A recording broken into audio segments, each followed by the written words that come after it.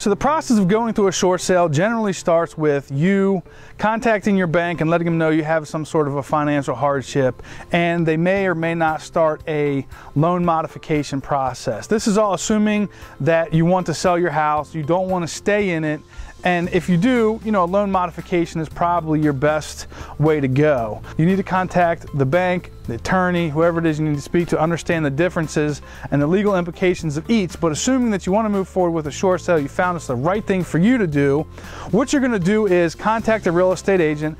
The real estate agent is going to stick a sign in the yard, put it for sale.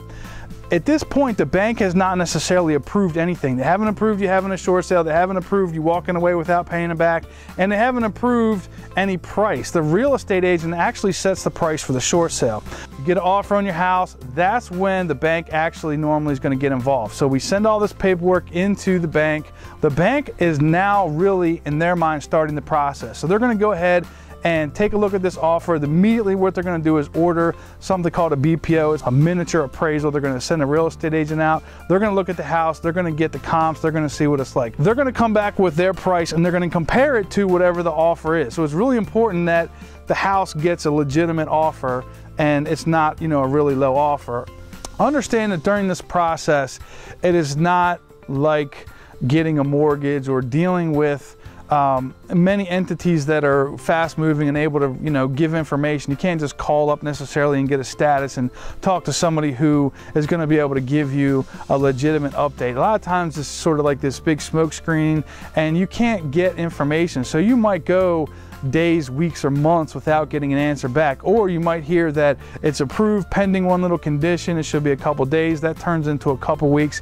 It can be a very frustrating process. And I think it's always important for the real estate agent to convey to the buyers and the sellers that there's a lot of moving parts here. There's a lot of things that are not made known to us, that we don't know what's going on behind the scenes. It's more than just the bank who you send your payment into making the decision. There's actually another investor that is not that bank that has to then make that decision in most cases, and that negotiation is behind the scenes and we don't see that part. You have to understand that in many cases when the offer comes in, it could be anywhere from 60 to 90 days before you'll even get an approval on the price, and then the final approval comes after that, and the whole process takes generally anywhere from 3 to 6 months.